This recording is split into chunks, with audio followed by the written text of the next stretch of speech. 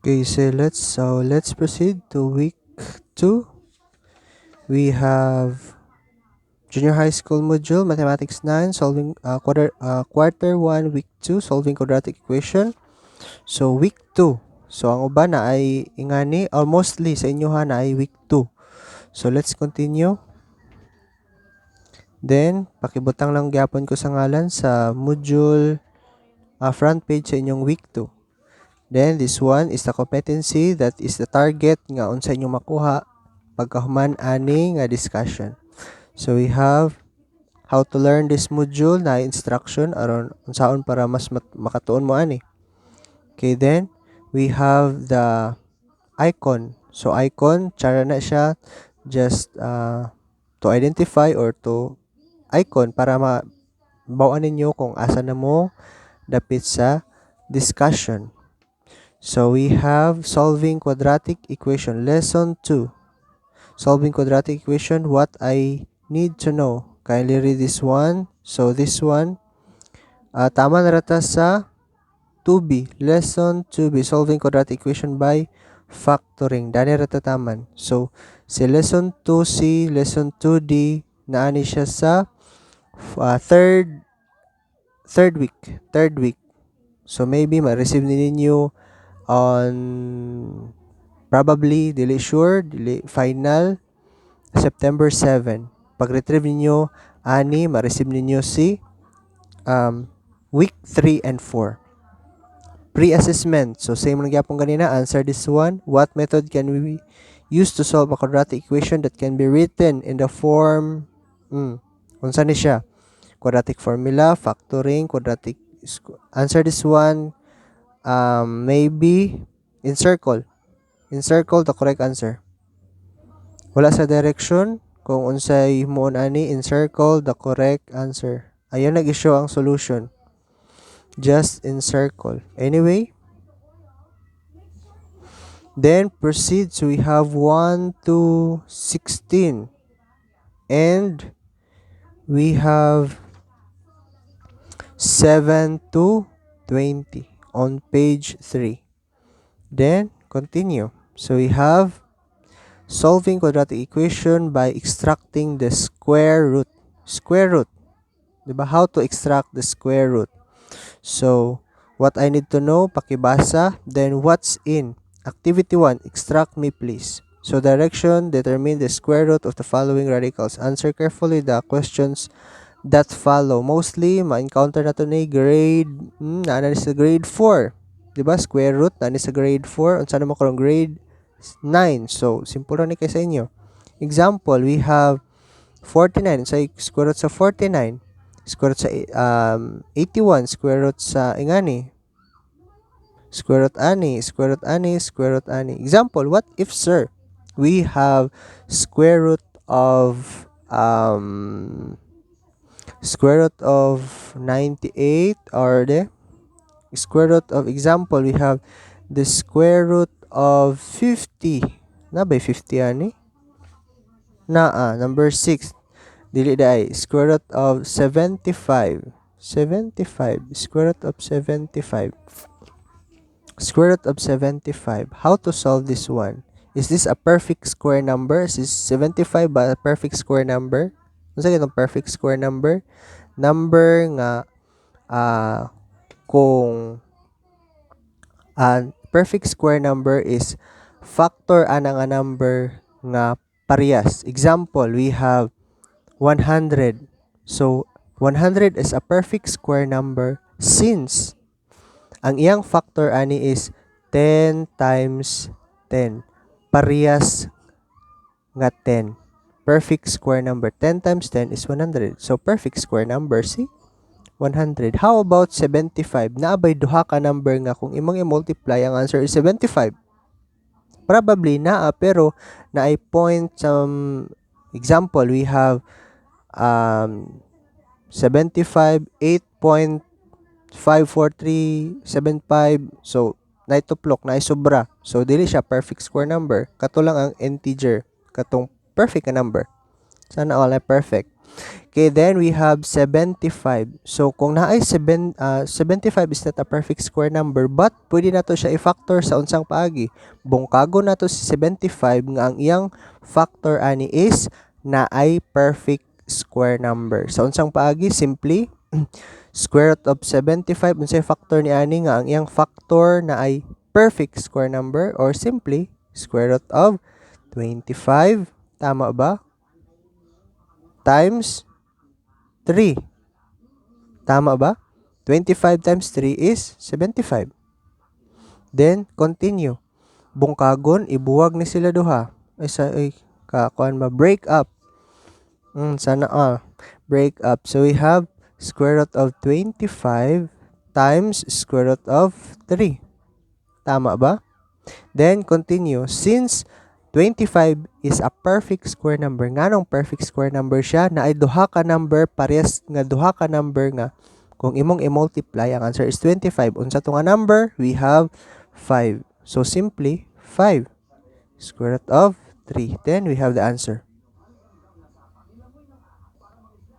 Okay, you can pause the video or i-review kung nalibugan, since the video is available to download. Pwede ba? I-download na lang siguro kung malibugan o sa video.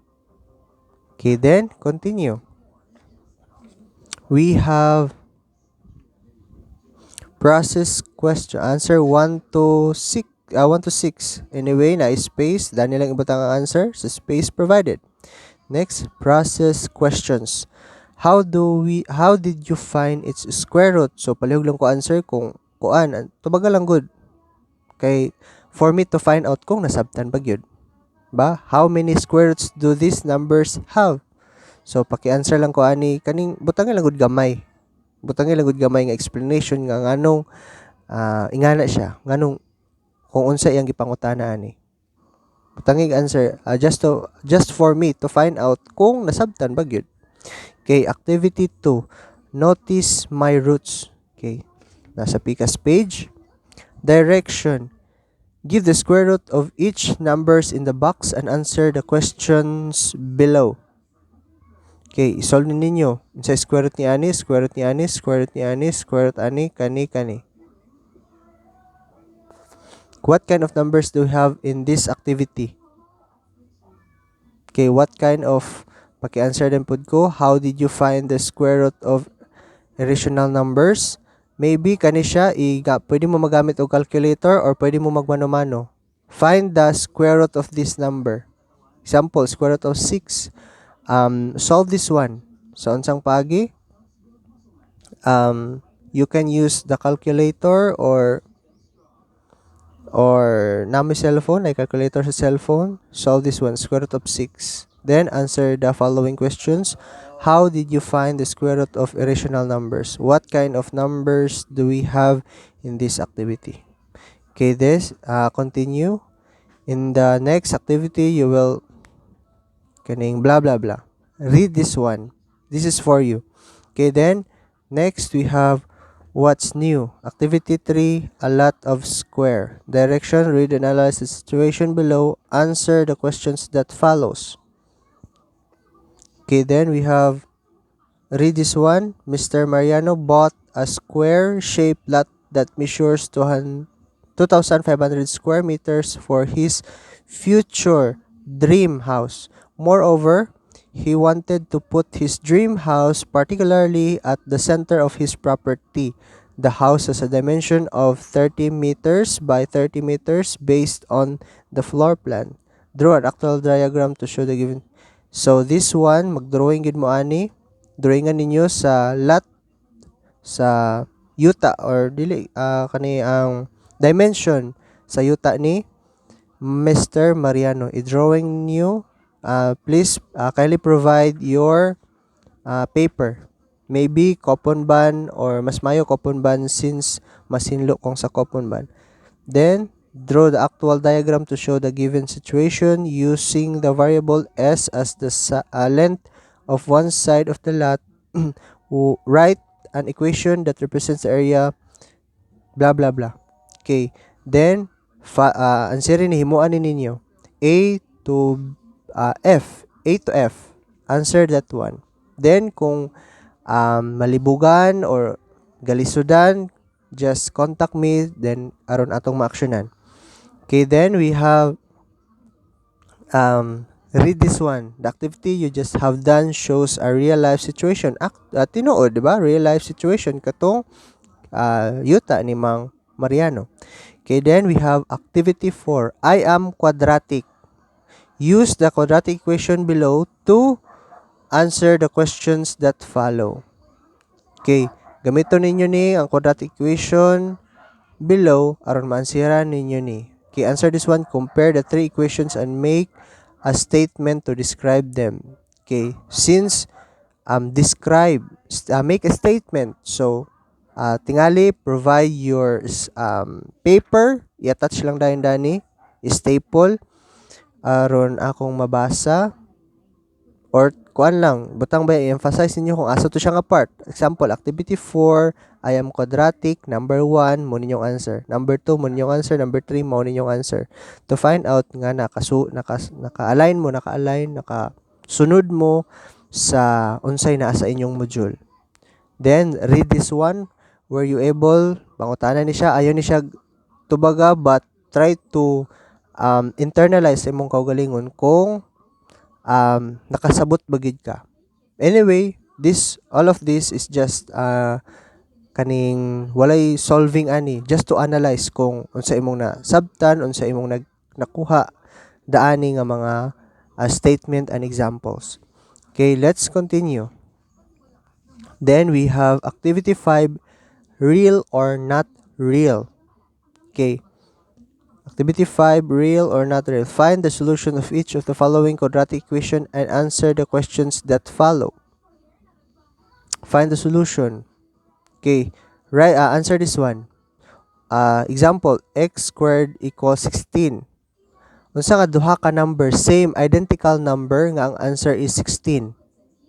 Unsa tong duha ka parehas nga number nga kung imong i-multiply. Example, if this one is 25, x squared is equals to 25. Unsa nga tong duha ka number nga kung imong i-multiply is 25. So simply 5, di ba? 5 times 5 is 25.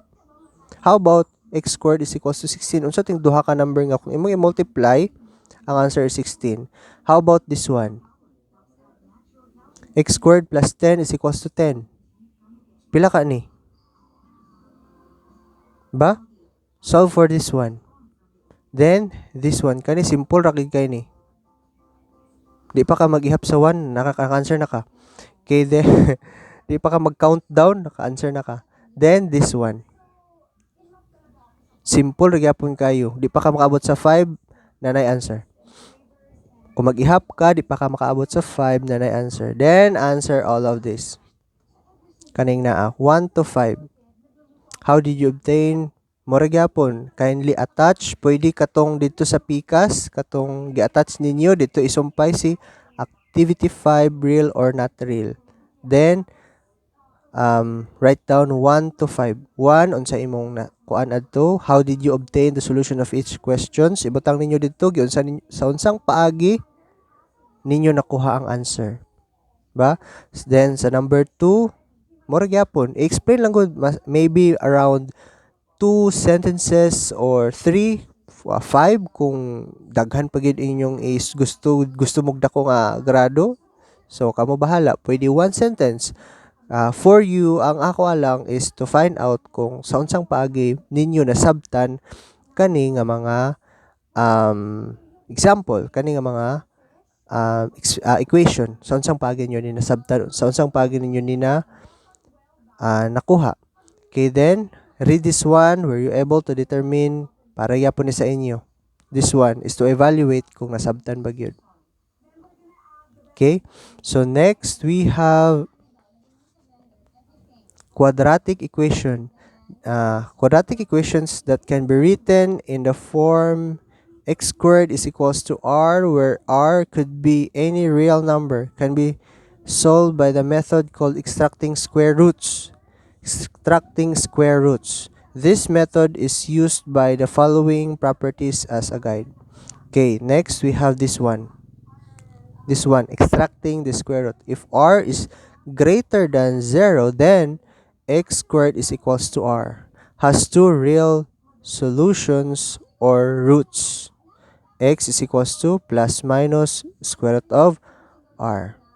Okay, example 1. Find the solution of the equation x squared minus 36 is equals to 0 by extracting the square roots. Okay, then solutions. Rewrite x squared minus 3x is equals to 0 in the form x squared is equals to r by adding both sides of the equation by 36. So we have this one rewrite into this one. So simply i-copy kani. Then equals our arrowhead, we have this one and this one. Then since r is equals to 36, right, which is greater than 0, we need to use property 1, which states if r is greater than 0, then x squared is equals to r has two real solutions or roots. X is equals to plus minus square root of r to find the values of x that will make the equation x squared minus 36 equals to 0 true. So this one, ganong ingani niya? Libog ba? Nakakalibog? Okay, let's try to answer this one. Okay, example. Let's have another example kung or this one. Kanisa explain sa nato. Okay, we have kani explain sa nato into another sheet of paper. So we have sa ganito x squared so to x squared minus 36 is equal to 0. Okay, so x squared minus 36 is equals to 0. Diba, giingon adto, himuon nga this one, make this one into x squared is equals to r. Nakuha? Kani, himuon nga ingani. Sa unsang paagi, since si x squared minus 36 na ay 36 equals 0, so simply, ibalhin ni siya sa pikas into the right side of the equation. So to transpose, naay duha ka paagi, transposition method, pero mostly dili siya ginagamit in mathematics kay mura siya magic. So use additive inverse. Sa unsang paagi, additive inverse. So simply negative 36 unsaon para may mong 0, mag plus ka og 36. Equals 0 plus 36 long bar. Then equals 0 plus 0 pila? Equals 0 plus 36. So we have the answer 36. Next, pila niya? This one is 0, diba? Negative 36 plus 36 is 0. So we have, how about this one? Copy x squared. Then we have the equation same form as x squared is equals to r. Okay, then since we have this one, x squared is equals to 36. How to eliminate this one? So simply i-square root pod ni. Then cancel ang radical sign. So we have x na lang equals square root of 36. We know that kung square root na ay duha ka bukyang answer, either plus, positive, and minus. So simply x is equals to plus square root of 36 and x is equal to minus square root of 36. Nga nang nahitabo. Plus minus, it means duha ang iyang sign. Pwede naay plus, naapoy minus. Naay plus, kani, naapoy minus. Kani, 36. Then, continue, proceed. So, x is equal to, since we know, pila man ni, unsa nga duha ka number nga kung imong i-multiply, identical number nga kung imong i-multiply is, ang answer is 36. How about 2 times 2, 4. 3 times 3, 9. 4 times 4, 16. 5 times 5, 25. 6 times 6 is 36. Yes, then we have the answer 6. Positive 6. Next, we have x is equals to, we have 36. Then simply 6 ni siya, copy, negative sign. Then we have the two roots of the given equation, quadratic equation. Mo ni ang roots, si 6 o si negative 6. Mao na siya ang roots. Okay, gets? Then let's proceed. So try to checking kung tinuod ba gyud. Okay, then we have checking for x is equals to 6. So we have kung 6 ni ma-0 ba kani. Kani sila tanan. Kung 6 kuno si x, ma-0 ba ni sila tanan ang nasa lingin? So simply equals 0. So substitute na natay value ni x nga si 6. Then substitute x by 6. Copy squared equals 36 minus 0. So 6 squared duhaon si x 6 kaduhaon si 6. So 6 times 6 duha ka 6. 6 times 6 is 36. Copy minus 36 equals 0. So since 36 minus 36 is 0 equals 0, then it is check nga si ang roots datong given equation nga si asa to kani, ang roots ni ani is 6. Next, another another checking katong isa na to ka roots. We have the answer negative 6. So we have x squared minus 36 is equals to 0. We have the value of x nga si negative 6. So we have pila ni siya negative 6. Copy squared to the power of 2 minus 36 equals to 0. Then negative 6 times negative 6, negative 6 times negative 6, same sign, same sign, multiplication, same sign, comparison sign, positive. Then copy the multiply. 6 times 6 is 36. So mao nang nahimong 36. Kani siya nahimong 36 minus copy minus 36 equals 0. Then proceed. 0 is equals to 0. Check. Then next, if we have another, both values of x satisfy the given equation. Thus, x squared minus 36 equals 0 is true that when x is equals to 6 and x is equals to negative 6. Answer the equation has two solutions. Duha ka bukyang solution or duha ka bukyang roots. Solutions or